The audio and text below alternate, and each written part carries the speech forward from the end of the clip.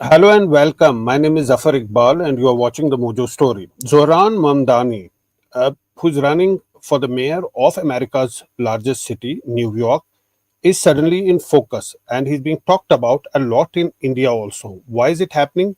We'll look into that. But he's the son of filmmaker Meera Nair and a voice in US politics. He's drawn sharp backlash after many videos surfaced of him, one of them blaming Prime Minister Modi for the 2002 Gujarat riots and claiming that Muslims were nearly eradicated from that state. The New York City mayoral hopeful, who recently won the Democratic primary, also faced criticism for attending an Eid event hosted by the Indian consulate before launching a scathing attack on Prime Minister Modi. Now, Indian American groups and political commentators, including opposition leaders in India, have accused Mamdani of spreading misinformation and insulting Gujarat's 6 million strong Muslim population. While his campaign was quite innovative in the sense that he used Bollywood dialogues in his campaign, he picked up a line from the super hit movie Diwar featuring Amitabh Bachchan when he talks to Shashi Kapoor, his brother, and says that मेरे पास गाड़ियां हैं, बंगले हैं, and all that. तुम्हारे पास क्या है? Then he goes on to say, you know, continue with his campaign. These Bollywood references were there, and he promised of rent freezes and free transit, which has reportedly energized young voters. But his remarks in India have sparked a debate. To discuss this, we're joined by an eminent panel today. We're joined by Anish Kawande, who's the national spokesperson of NCP. SP, welcome to Mojo Story, Aniji, and also Kunal Jain, somebody who has been in US for 22 years. He was doing business there, but he's recently moved back to India. Kunalji, if I may start with you only. Mamdani has accused Prime Minister Modi of being responsible for the 2002 Gujarat riots. Despite Supreme Court exonerating the Prime Minister, do you see him merely doing politics for personal gains? Because there is this video in which he clearly says, refers to Prime Minister Modi and says that there are no Muslims in Gujarat left. And when he tells somebody that he's a Muslim from Gujarat, they are quite surprised. That is what he says in that video. Well, that sounds very funny. It sounds so funny that, I've been laughing since afternoon when I heard that video. He is a local leader. If you see, and local leader's responsibility is to he's fighting for a mayor election. And mayor election's responsibility largely lies about the city and the improvement of the city, development of the city. I don't know what is his goal. If his goal is to go towards the ladder of like national politics, international Yeah. politics, maybe in the future, probably he could make that statement. But so far, I mean, this statement sounds so funny, and especially when he talked about arresting Netanyahu. I mean, I laughed so much. Why would a leader who's just starting up, he has not even taken a first step. He's not even elected as a mayor yet. And he's making these kind of stupid comments. I would applaud Sadiq Khan in London. I have been, following him for so long. He has never made any irresponsible statement, which I know of. Whatever he has done, he has been a mayor for 5 years. I have never seen him making these kind of irresponsible statements. And so by making just this statement, I can tell you what he has done. He has made a lot of enemies against him. There are over 1.2 million Asian American votes in New York, just to give you a little bit numbers. Only 24% people, they vote in mayor election, not more than 24% in last mayoral elections. Out of that, 8% votes are Muslim votes. So he's largely playing a card where he says, okay, I don't need any Hindu votes. I don't need anybody else vote. I just need this 8% votes and I would be winning the mayor election. Actually, for him, it would be much better at this moment that he would not have made such a responsible, controversial statement. I would, as a Hindu and Republican, would support him. But just by making these kind of statements, he has made a lot of enemies. That's all I have to say. Right. Aniji, some critics say that he is just oversimplifying complex issues by making such statements, very, statements like drawing parallels between Netanyahu and Prime Minister Modi. And in one of the interviews, he says that he will just arrest Netanyahu if he lands in New York. Do you think, as someone who values nuance, do you think that his rhetoric helps or hurts his cause in the end? To begin with, I think it's very important to recognize what is the reason behind someone like Zohran Mamdani's meteoric rise, right? The first and foremost thing to realize is that he's gotten a finger on the pulse of young people. And this is not of young people only in New York, but young people across the world. The Right, issues that he's spoken of are issues that are burning issues even in Maharashtra, even in Delhi. Young right, people today cannot even dream of owning a home. Young right. people today face real crises around childcare. Young Yeah, people today have serious concerns around not being able to afford transport, right? And so he's hit an economic agenda that for so long was missing from the mainstream political discourse. And right, in many ways, that is the fundamental agenda that he's brought to the table. Now, of course, he's made some statements about Benjamin Netanyahu. He's made certain statements about Prime Minister Narendra Modi. But we have to remember that he's not unique in that, right? As someone who's lived in New York in the heart, it's a city that's always had mayors who've had a very global outlook, right? Even if you look at someone like Andrew Cuomo or Eric Adams, if you look at someone yeah, like Michael Bloomberg, who was the most well known yeah, mayor of New York City before Zohran Mamdani, if you look at other leaders from New York, there's a way in which, one, because New York is arguably the most cosmopolitan city in the world, but also because New York is where the United Nations are, where a lot of the political conversations of the world take place. The discourses taking place in New York are often international discourses. And in right, some ways, Zoran Mamdani has showcased that he is willing to go that extra mile to take stances that the Democratic Party is perhaps afraid to take. Now, whether right, you agree or disagree with those stances is an entirely different question. But in a Trumpist America, where the right, President of the United States has clearly shown a lack of concern for both international law and any set precedent with terms or with respect to the justice system, you've got a democratic counter establishment, which is right, saying that we will play without a rule book as well. When he was asked, the US is not a right, signatory to the ICC. So, how are you going to arrest Benjamin Netanyahu? you're He right, said that, we'll go against the rule book and show that we can remain committed to our values. Now, this is right, a veiled sort of attempt at showcasing that a democratic socialist wing of the Democratic Party will play with a right. Right. In fact, before we go to you, Kunalji, there is a soundbite that we have taken out for the show. Let's play that up and then we can discuss further.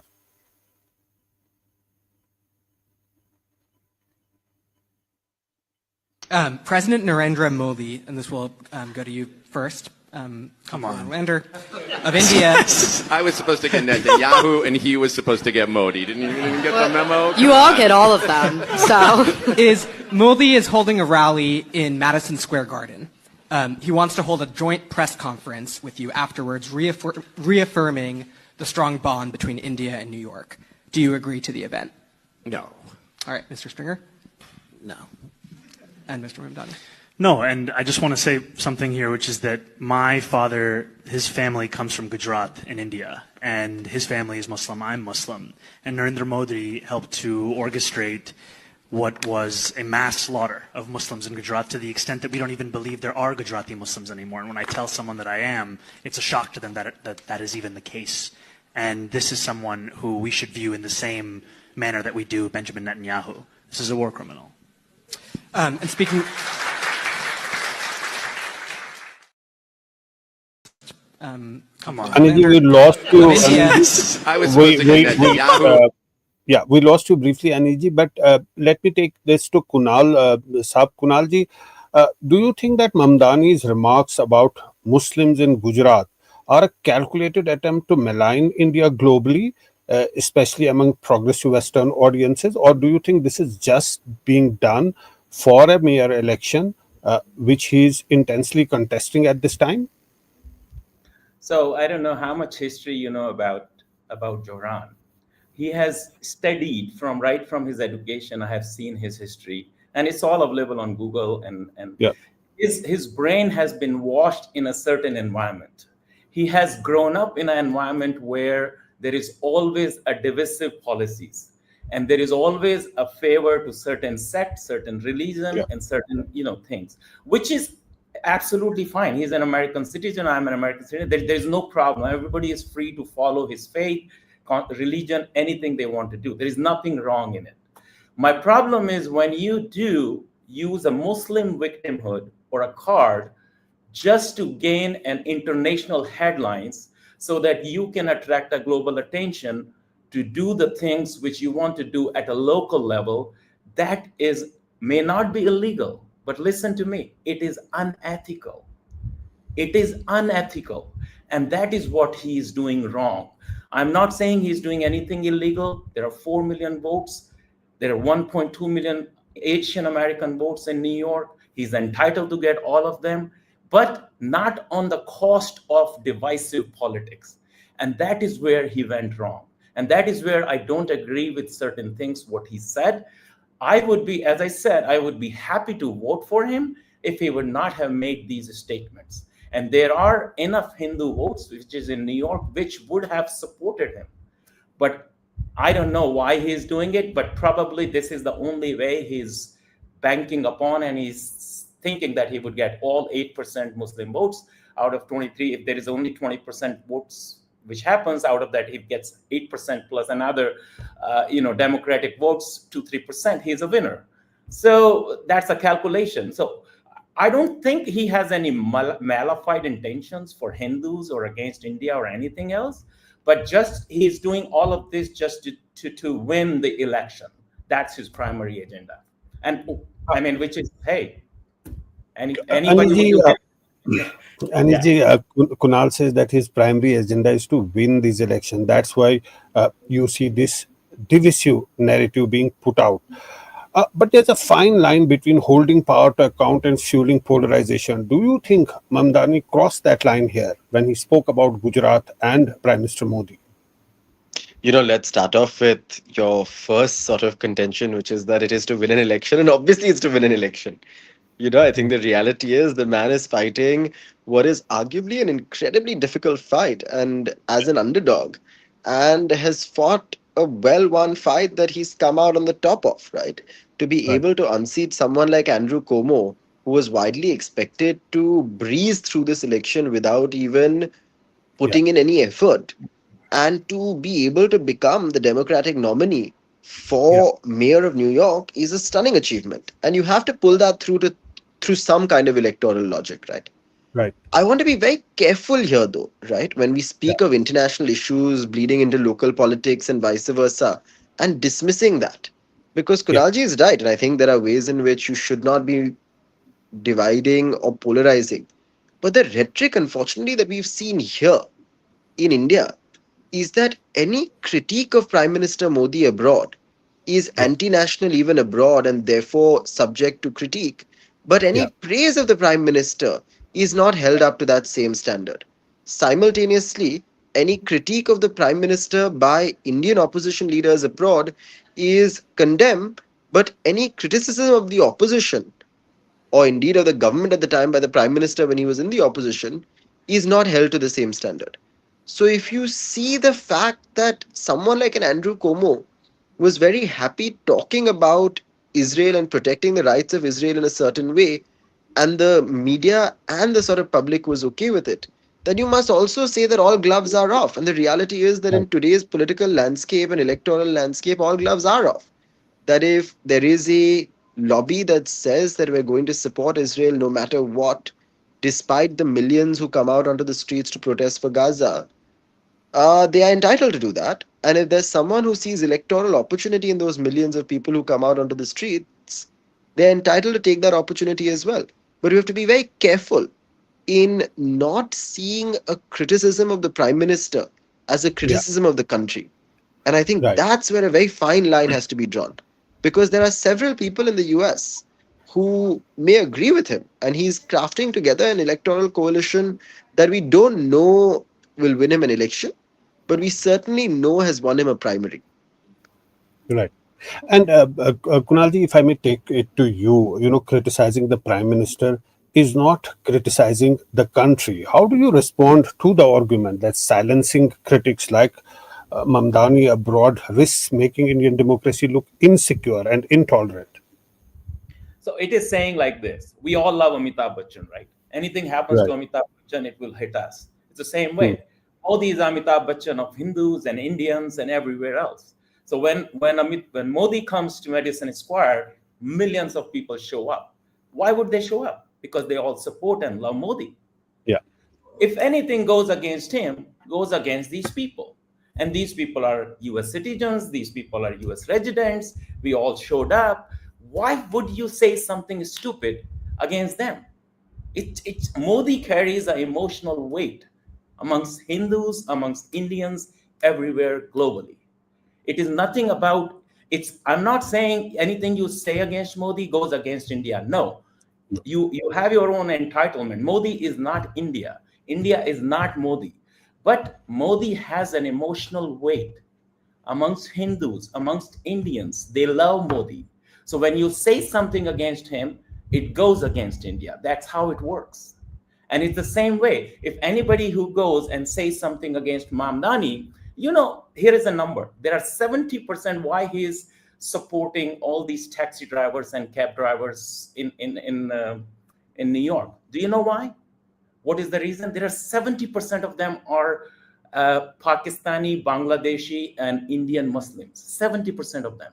The numbers are there. You can do ChatGPT or Google. Now, I'm not saying he's doing because of that, but he's becoming the voice of those people, which is perfectly fine. Which is perfectly fine. They are underserved areas. They need to be lifted up, and he's becoming their voice. That's perfectly fine. There was a law which came in 2021, the medallion, like the taxi, what the permit used to cost $1 million. He fought for that. It went down during Uber in 2014 to 500, 600. The debt is still there, hanging on these 70%, all of these 1 million taxi drivers on their heads. He's fighting for that. But anything he's doing, there is a replication of those things, and there is a tag attached to it that he's doing it because most of these population is linked to his own faith. And I think that is something which is triggering or igniting controversy everywhere else. Had it been not related to a religion, had it not used his Muslim victimhood, he would be a much better candidate. That's all I'm saying. I mean, I Do would you, vote.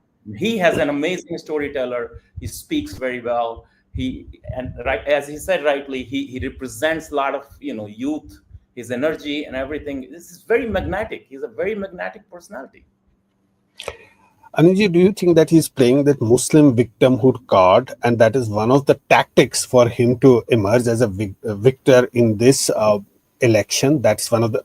We've seen many of these things playing out. He's uh, narrating dialogues of films. He's speaking in Hindi on the roads of New York. Then he has glasses of lassi. He says that these are 5 glasses of lassi. I am this glass. Then he explains to the voters that if you come number 2, then a bit of this lassi is dropped into that glass, and that is how I will win. So he's trying to explain them in the desi way. Do you think these are all parts of these are all tactics for a larger sort of a game that he's playing? Quite honestly, Frank, I don't think that Zohran Mamdani is playing some Muslim victimhood card.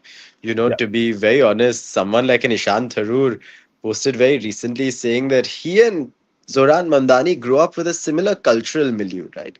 yeah, He's the son of a Columbia University professor who's actually written against Islamic fundamentalism. He's yeah, the son of a filmmaker who's made some of the most liberal films, Meera Nair, and yeah. spoken about the sort of complexities of a diaspora experience. So I don't think you can reduce him to a Muslim politician, and I don't think he's reduced himself to that either in so many ways.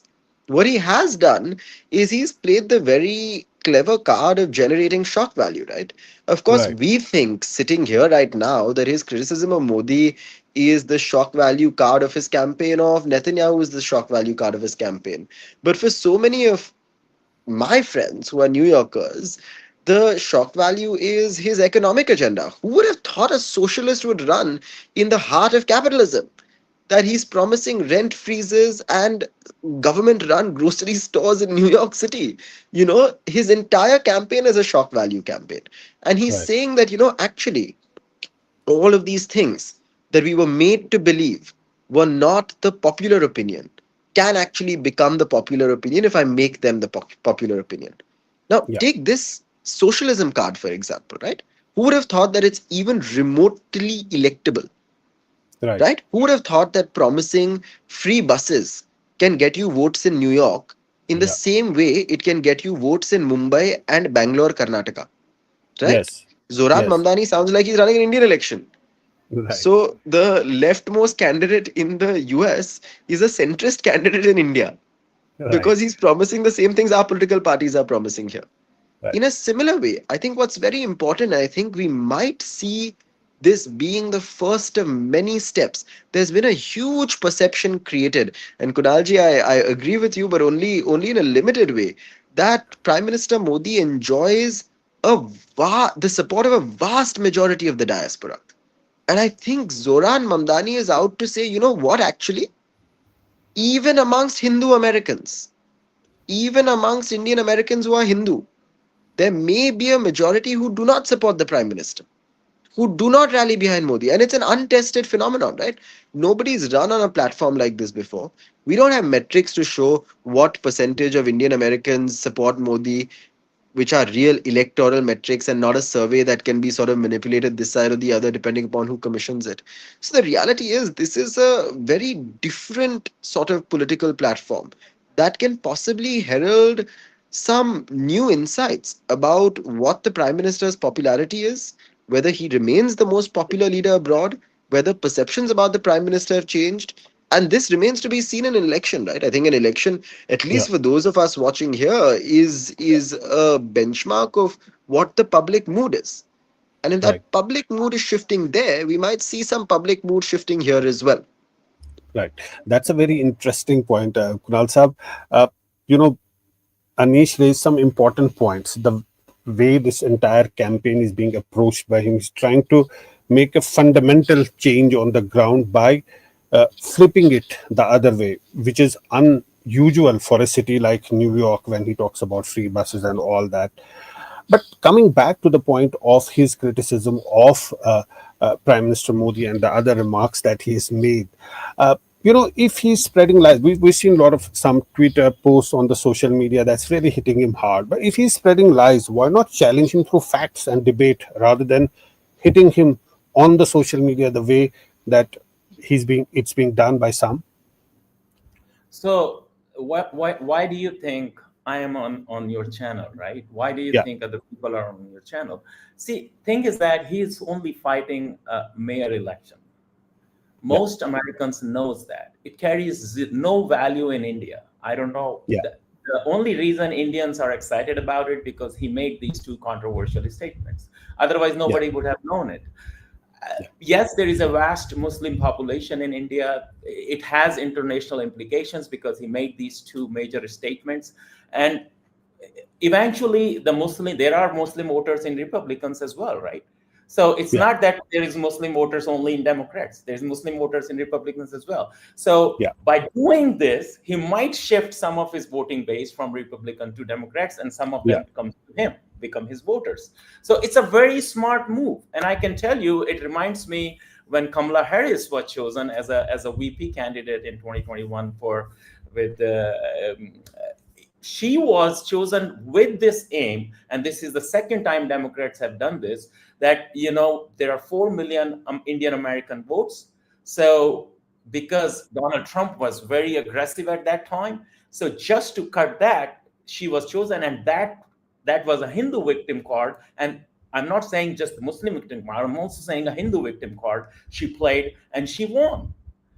And it's the same thing. So these politicians knows what works, what doesn't work very well in their own in their own way. So probably somebody, whoever is his advisors or somebody advising him. I'm not saying he's not a his dad is a great professor. His mom is Hindu. Everything is good. I'm not debating on that, or I'm not contradicting that. But what I'm saying is, whoever is his advisor, his campaign advisors, or whoever made this thing to him in his head to play this card, it goes against him at this moment. That's all I'm saying. That now He's won he's won the primary round in his own party, and primary now round is he's a gone to the democratic round. It's just like yes. it's just like becoming a president of BJP, or becoming a president of Congress. It means nothing. Yeah, but he's cleared the first step, and he's still in the Yeah, fray of for that course. second. No, but the person who wins the primary in New York City, the Democratic primary in New York City, becomes the mayor of New York City. The city is rarely Not going to elect a necessary. Not Republican mayor. necessary. Not. I'm not debating that. Not necessary. But all I'm saying is, Democrats have done this in terms of Kamala Harris, and guess what happens after that? Kamala Harris was never supportive of Indian issues or Indians or Hindus anywhere we have never seen him. We might have seen her videos cooking dosa and chutney just to attract the Hindu votes or American votes, but we never saw her actually doing anything, or even attending even Diwali function or anything. Right. There is one of the tweets that was put up by my producer, Congress leader, saying that Pakistan PR team will have a day off. Calling him a Pakistani agent or linking it with that, or left liberal liar is a reflection of growing intolerance towards dissent. Aniji? Anish. Aniji, did you hear my question? I can't seem to hear you, Zafar Saab. Yeah. I'm saying that One let's look at second. this tweet. Can you hear me? Okay. Can you hear me now? No, I don't think so. So I can I answer. I'm asking the same question to you, Yeah, yeah. Kunalji. So see, again, as I said, anything which happens in New York, it sparks controversy if it goes against Hindus or it goes against Muslims. And of Right. course, India and Pakistan right now, both countries are on a hotbed, and so Yeah. this definitely ignites a war of words on Twitter between both countries and people. Even some Yeah. leaders in Pakistan would do the same thing. Some leaders in India would do the same thing. But it means nothing for American elections, I can tell you. It means only one thing, that the voters who are in Republican, Muslim voters who are in Republican, may get influenced and may get shifted to Democrats, or may get shifted to him. That's the only thing which it may, all of these international controversial statements and international headlines would do, is basically drive some of his votes, or some of the votes which did not belong to him, from Republican to him. Yeah. That's all I'm saying. Aniji, can you hear me now? Yes, I can hear you now. Yeah, I was just asking about, some are linking him to being a Pakistani agent or being a team of Pakistan. Do you think this is growing intolerance towards dissent? Last word to you before we wrap No, it no, up. I think unfortunately, Zafar Saab, not all TV debates in India right now are conducted in such a civilized manner. So when they're not conducted in such a civilized manner, people have to come up with all sorts of things. Now, there's a Pakistani agent sitting to become mayor of New York City, I think the poor Pakistanis don't have enough budgets to fund the people running for elections in their own country. I don't think they have enough money to fund a US president. So New York City mayoral election. It's a very expensive election to run. So I think there's definitely no Pakistani agent angle there. Yeah, But I will say this, right? I think the interesting bit is that you've seen widespread support for yeah, someone like Zohran Mamdani from Hindu Americans, from Israeli Americans as well, particularly from Jewish people. Remember, Brad Lander, the only yeah, Jewish candidate actually standing for that election, cross endorsed with Zohran Mamdani, which is huge. In the city with the largest Jewish population outside of Israel, you have a sort of Muslim American who has openly called for a ceasefire in Gaza, winning the Democratic primary. So this suggests that there is a different kind of politics that is possible. Now, I'm completely certain that this is not a politics that is translatable outside of perhaps New York City or maybe even the East Coast. Is this a kind of politics that can translate into Indiana? Is this a kind of politics that can translate into Georgia? Perhaps not. But you have to remember that Zohran Mamdani is a US citizen by naturalization and not by birth. So he can never Right, become US president anyway. तो अगर right, उसे US president नहीं बनना है, so then he has to win the election he's fighting. And right. for that, he has to get more than 50% of the vote. And if he thinks that he's got the formula down to win that 50%, and he can get there, then I think it's a very interesting strategy. Because at the end of the day, you're never going to be able to please everyone. Right? Right. Even the BJP, with its record margins and majorities here, only really needs 35 to 40% of the vote in India. Right? And if we say that trying to get just 40% of the vote and playing the politics you have to play to get 40% of the vote is not wrong here, then I Yeah, don't begrudge somebody for playing the same kind of politics in New York City. yeah.